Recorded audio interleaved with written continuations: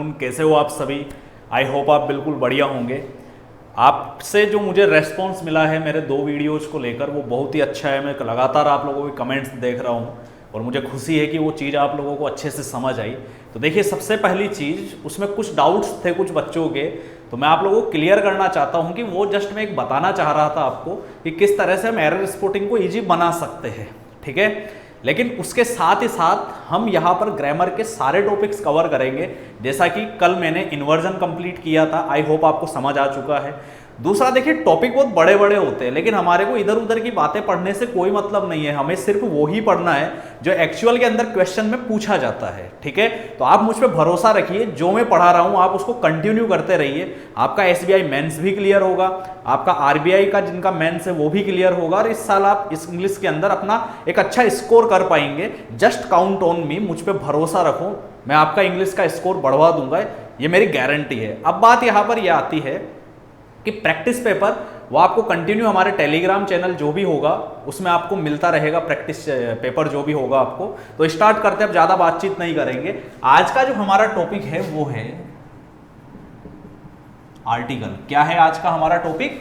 Article है। देखिए, article के बारे में मैं आपको ये चीज़ समझाना चाहूँगा कि एक्चुअल में आर्टिकल होता क्या है, कैसे इसके अंदर क्वेश्चंस पूछे जाते हैं। जनरली आर्टिकल की बात आती है तो स्टूडेंट्स वही चीज़ें रिपीट करने लग जाते हैं, प्रोनाउंसिएशन वगैरह ये सब कुछ। देखिए, बैंक में ऐसा कोई क्वेश्चन नहीं बनने वाला है। तो सबसे पहले मैं बात करता हूँ आर्टिकल होता क्या है। तो आर्टिकल एक ऐसा वर्ड होता है जो किसी भी नाउन से पहले अपनी पोजीशन लेता है और उसको रिप्रेजेंट करता है। जैसे आपने पढ़ा होगा अच्छे से, आर्टिकल आपके ए एन दी, ये 3 आर्टिकल होते हैं, ये बोलने में होते हैं, लेकिन एक्चुअल अगर ग्रामर की बात करें हम तो ग्रामर के अकॉर्डिंग इनको 2 टाइप्स के अंदर डिवाइड किया जाता है। एक होता है आपके डेफिनेट और एक होता है इनडेफिनेट। अरे ये बात समझ अच्छे से समझिएगा, इसको मैं बिल्कुल आराम से इजी लैंग्वेज में आपके कॉन्सेप्ट क्लियर करूंगा, ठीक है।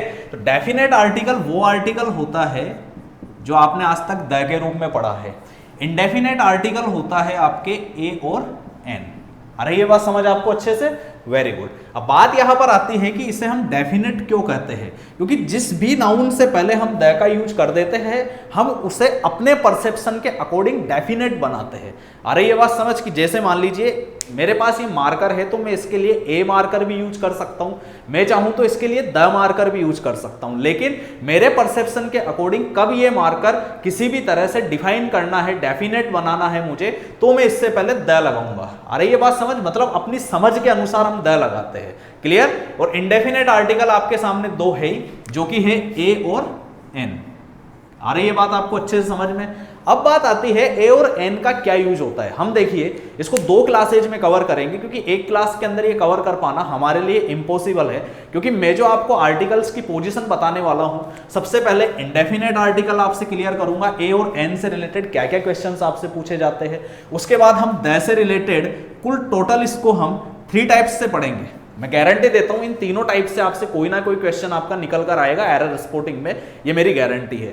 थर्ड हम पढ़ेंगे, एक होता है आपके डबल ओ ए, जिसे कहा जाता है ओमिशंस ऑफ आर्टिकल, कि ऐसी कौन सी कंडीशंस होती है जो आपने कभी सुना होगा, कुछ बच्चे इसको जीरो आर्टिकल के नाम से भी जानते हैं, जबकि बैंकिंग सेक्टर के अंदर या बैंकिंग एग्जाम्स में इसी को ओमिशंस ऑफ आर्टिकल बोला जाता है। कहां पर आर्टिकल हटाया जाता है, कुछ हम ट्विस्ट बेस इसमें कंडीशंस पढ़ेंगे कि कहां कहां पर आपके क्या ट्विस्ट होते हैं, ठीक है। तो इस तरह से हम इसको 2 क्लास के अंदर कंप्लीट करेंगे। तो आई थिंक आपको ये बात समझ आ चुकी होगी। अब मैं डिस्कस करता हूं कि एक्चुअल के अंदर इंडेफिनेट आर्टिकल जो होता है ए और एन, उसका क्या यूज होता है। तो सबसे पहले मैं बात करूं, आपने आज तक इंडेफिनेट आर्टिकल जैसे पढ़ा होगा तो मोस्टली हम पढ़ते हैं वॉवल्स के साथ हम एन का यूज करते हैं, कॉन्सोनेंट्स के साथ ए का यूज करते हैं। देखिए, ऐसा कोई क्वेश्चन बैंक में नहीं बनने वाला है।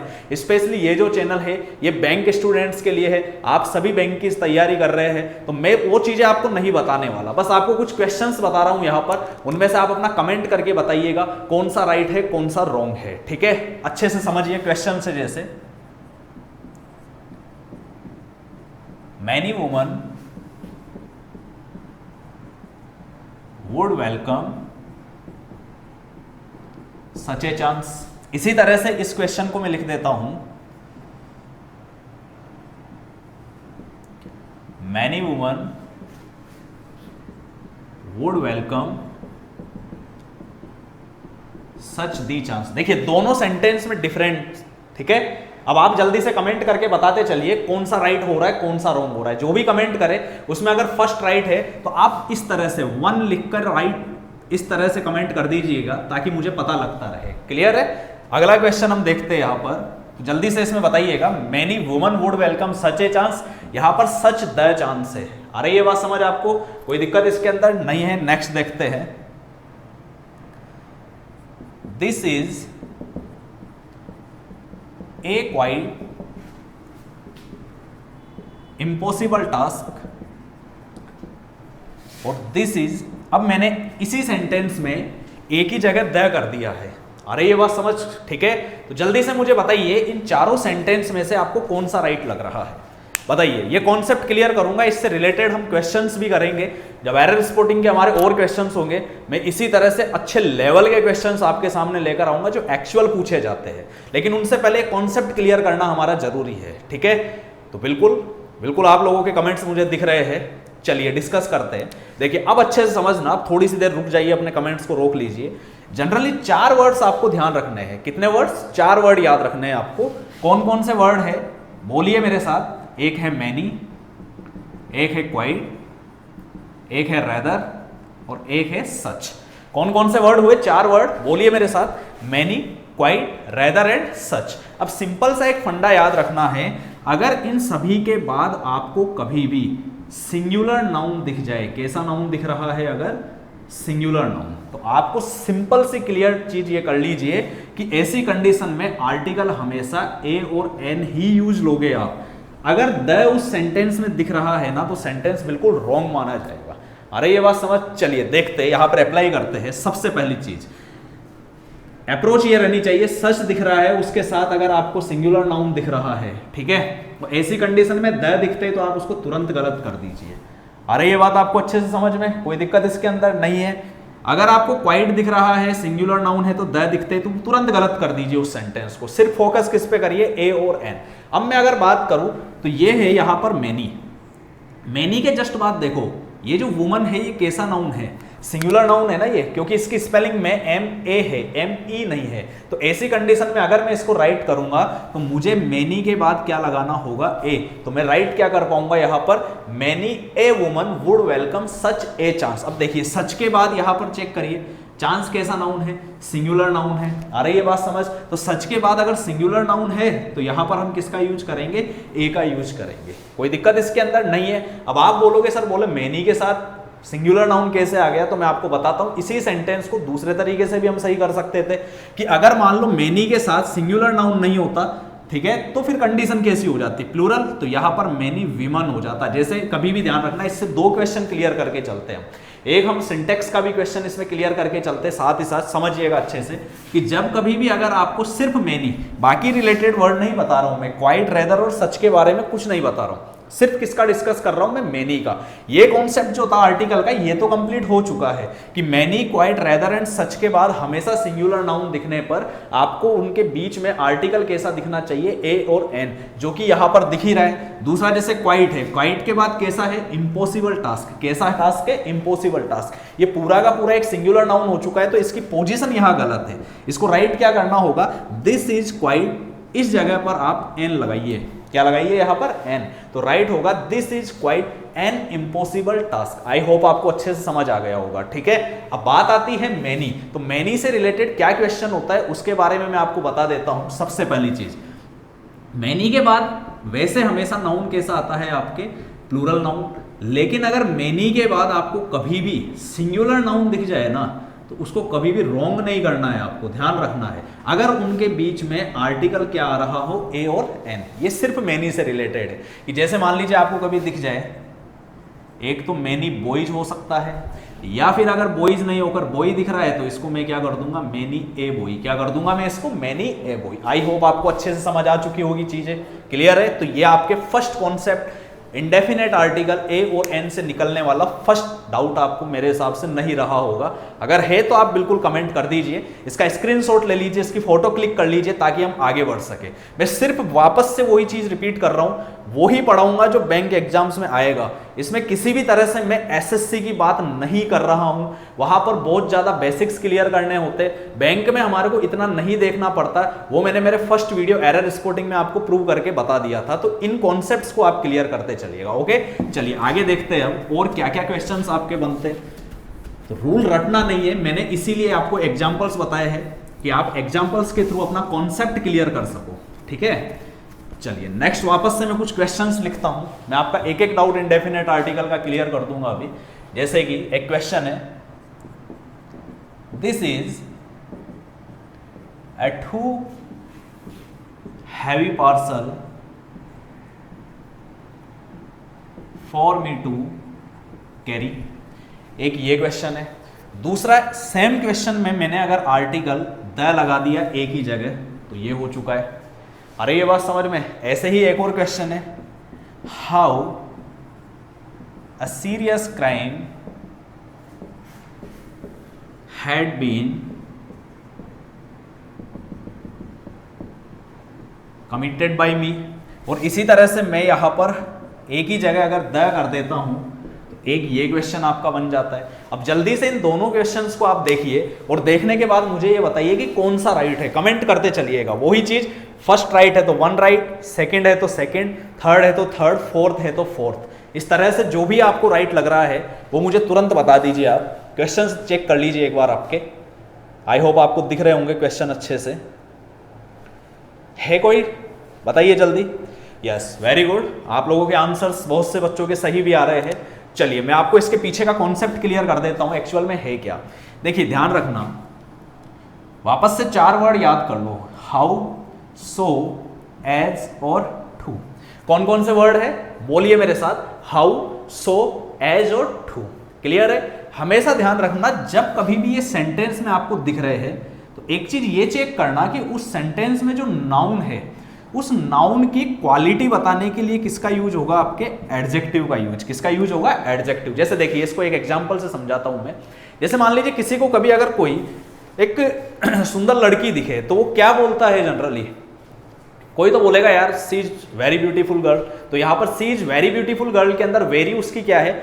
ब्यूटीफुल तो उसकी क्वालिटी एडजेक्टिव है, लेकिन वेरी उसको क्या कर रहा है? एम्फेसाइज कर रहा है, तो वो एडवर्ब पोजीशन ले चुका है। लेकिन अगर इसी सेंटेंस को कोई अच्छा दिखाने के लिए बोले हाउ ए ब्यूटीफुल गर्ल, क्या बोलते अगर हाउ अ ब्यूटीफुल गर्ल, तो गलत माना जाएगा। अब उसके पीछे का एक्चुअल के अंदर क्या सेंस होता है वो मैं आपको समझाना चाहता हूं कि जो ब्यूटीफुल है वो उसकी नाउन लड़की की विशेषता तो है ही, लेकिन उसको एम्फेसाइज किससे किया जा रहा है? हाउ से। किससे किया जा रहा है? हाउ से।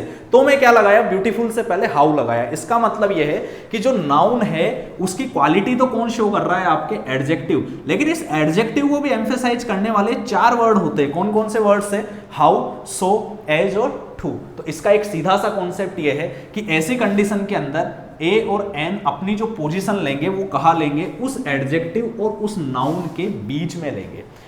क्लियर कर लीजिए चीज, ज्यादा बड़ी चीज नहीं है, क्योंकि इससे जस्ट पहले हमने देखा many, quite, rather, such 4 word थे।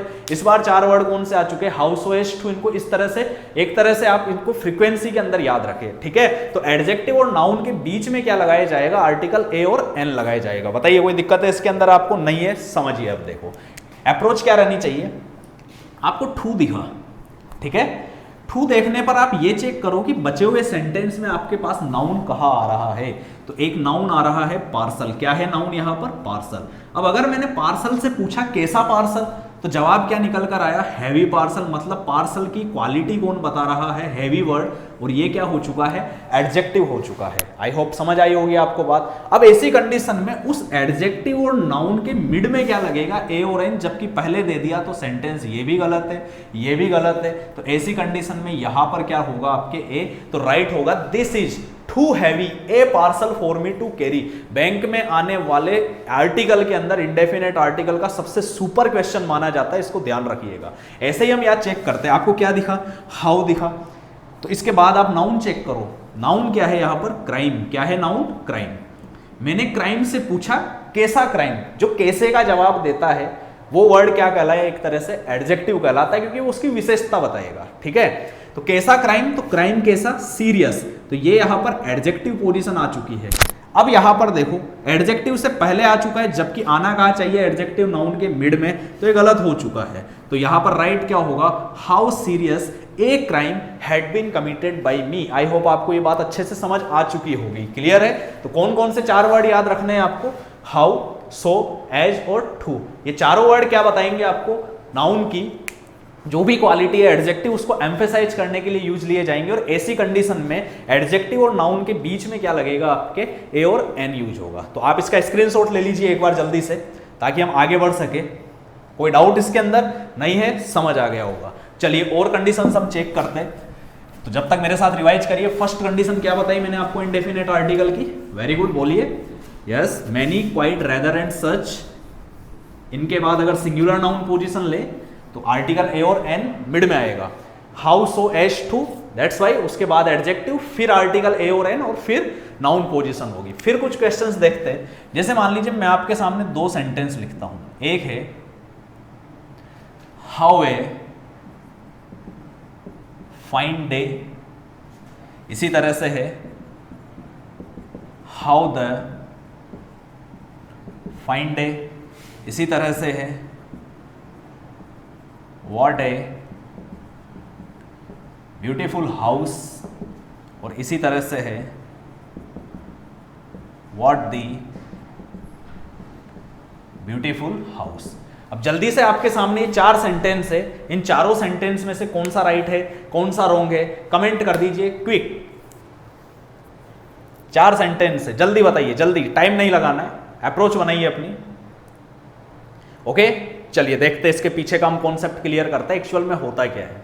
तो देखिए सबसे पहली चीज हम यहां पर चेक करें तो वापस से वर्ड्स पे फोकस करना, कॉन्सेप्ट क्लियर करना। इसी कारण से मैं स्टूडेंट्स को पहले एग्जाम्पल लिखाता हूं, मैं वो कॉन्सेप्ट पे नहीं चलता कि पहले रूल रटवा रहा हूं, नहीं। एग्जाम्पल्स आप फाइंड करोगे, बहुत सौ को आपको पता लगेगा क्या सही है क्या गलत है, और उसके बाद हम एक्चुअल की रूल वाली कंडीशन या कॉन्सेप्ट क्लियर कंडीशन देखेंगे। तो देखिए 2 वर्ड होते हैं आपके, एक होता है हाउ और एक होता है व्हाट। इन ये जो 2 वर्ड्स है इनका एक्चुअल में इंडेफिनेट आर्टिकल के साथ क्या रोल होता है ये हम चेक करने जा रहे हैं। जनरली आपको अच्छे से पता होगा हाउ और व्हाट WH वर्ड है। WH वर्ड की क्वालिटी क्या होती है, या तो वर्ड WH से स्टार्ट हो रहा हो या H से स्टार्ट हो रहा हो, साथ ही साथ किसी ना किसी तरह का क्वेश्चन या कंडीशंस पैदा कर रहा हो, वो WH वर्ड्स होते हैं।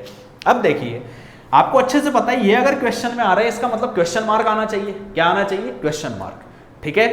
अब ऐसी कंडीशन में अगर मैं, जैसे कि वो पहले वाला एक सेंटेंस था हाउ सीरियस है क्राइम, उसमें एंड में क्वेश्चन मार्क आना चाहिए, तब आई मिस्टेक हो चुका है। तो देखिए, तो हाउ और व्हाट ऐसे वर्ड है जो कभी भी आपको सेंटेंस में दिख जाए और क्वेश्चन मार्क नहीं दिख रहा हो और उसकी जगह आपको एक्सक्लेमेटरी मार्क दिख रहा हो। कैसा मार्क, एक्सक्लेमेटरी मार्क, जिसको हिंदी में हम कहते हैं विस्मयादि बोधक। क्या कहा जाता है, विस्मयादि बोधक चिन्ह। एक्सक्लेमेटरी मार्क का मतलब होता है कि सेंटेंस बोलते समय आप चौंक जाओ। आप कहते हो व्हाट ए ब्यूटीफुल हाउस, तो व्हाट ए ब्यूटीफुल हाउस बोलते समय आप क्या हो जाओगे, एकदम चौंक जाओगे, तभी तो बोलोगे ना यार ब्यूटीफुल हाउस है, ठीक है। तो ऐसी कंडीशन में हाउ और व्हाट अगर आपको दिख रहे हो और सेंटेंस के एंड में अगर एक्सक्लेमेटरी मार्क हो, तो हमेशा एक चीज आपको अच्छे से ध्यान रखनी है कि इसके बीच में अगर सेंटेंस में कोई आर्टिकल आएगा तो वो सिर्फ ए और एन ही आएगा।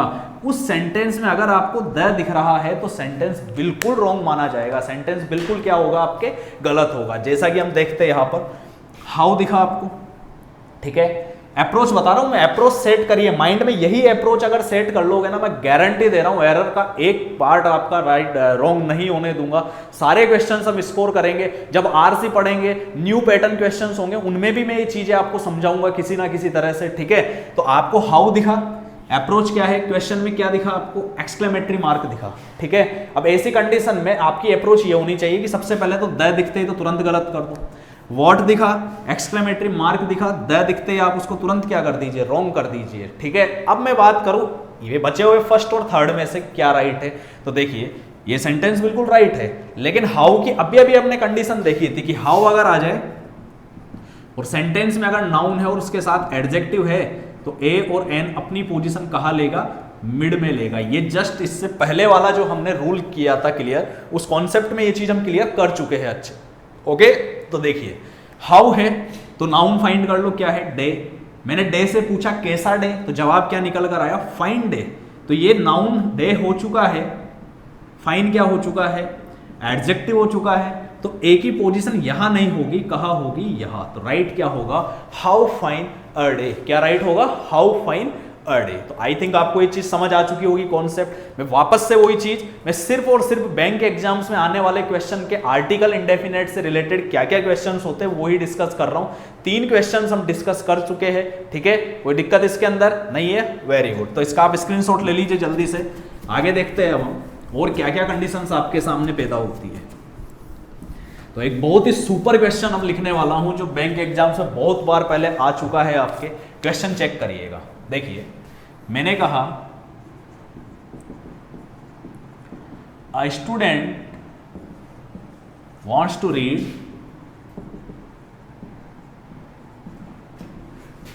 another wants to play। इसी तरह से अगर मैं कहता हूं one student wants to read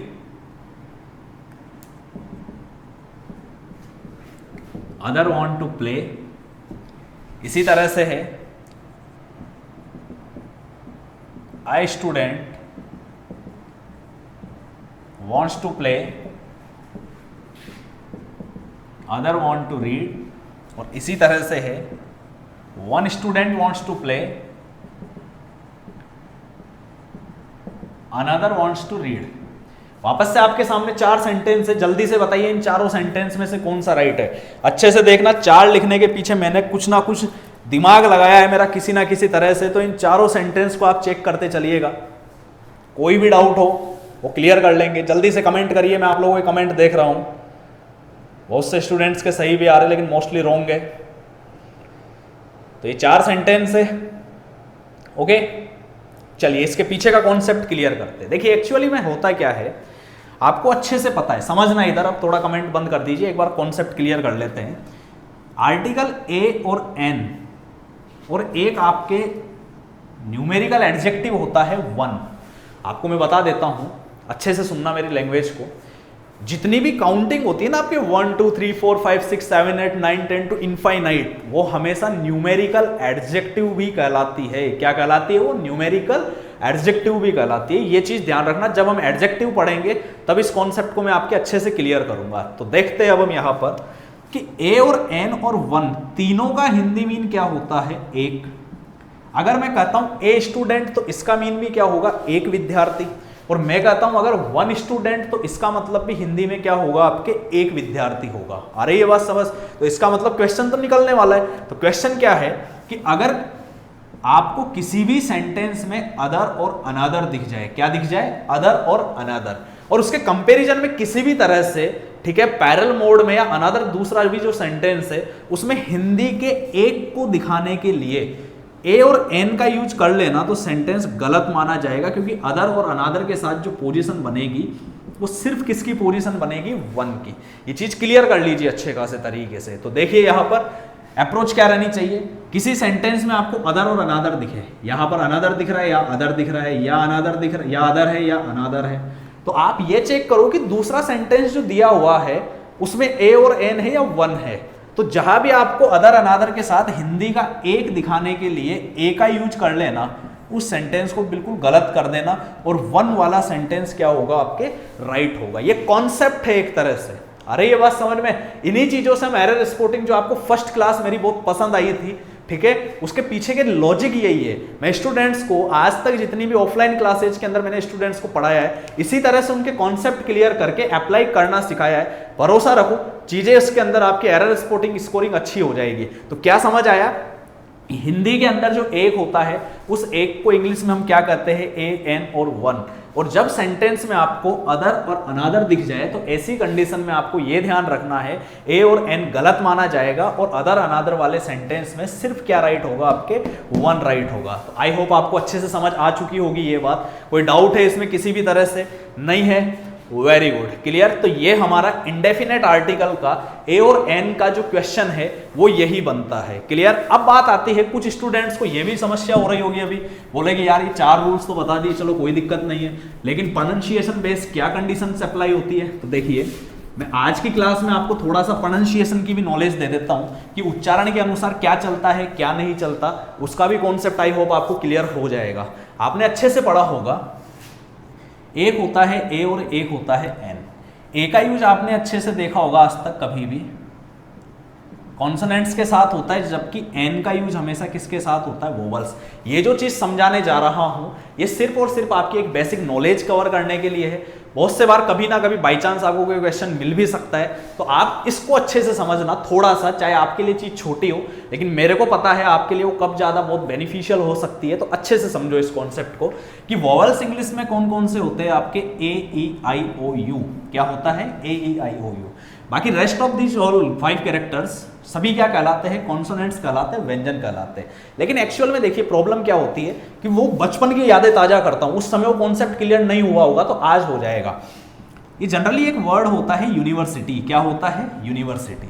इससे पहले हम किसका यूज कर देते हैं, ए का यूज कर देते हैं, जबकि यू जो है वो एक वॉवल के तौर पे काउंट होता है, फिर भी हम ए का यूज करके इसको राइट मानते हैं। बचपन में बहुत से टीचर्स इसको एक्चुअल में एक्सेप्शन बताते थे, अपवाद बताते थे, और अभी भी मैं देखता हूं बहुत सा होता है। लेकिन इसका मैं आज आपको कॉन्सेप्ट क्लियर करता हूं, ऐसा क्यों होता है, क्या इसके पीछे लॉजिक है, और गारंटी जिंदगी में आप कभी इसकी गलती नहीं करोगे। तो देखिए जैसे यूनिवर्सिटी है, इसी तरह से वही पहले छोटे एग्जाम्पल ले रहा हूं, फिर बड़े एग्जाम्पल लेंगे। जैसे एमपी है, एमएलए है, एसपी है, ये वो एग्जाम्पल्स है जिनके अंदर हमारे को एक्सेप्शन बता के इनको राइट करवा दिया जाता था। लेकिन एक्चुअल में इसके पीछे लॉजिक क्या है, इस वर्ड्स के साथ क्यों ऐसा नहीं लगता है, क्योंकि देखिए हमारी इंग्लिश 2 तरीके से चलती है। पहली होती है कॉलेक्वियल और एक होती है एकेडमिक। मतलब ये है कि जैसे मैंने एक वर्ड लिखा यहां पर एप्पल, क्या लिखा मैंने, एप्पल।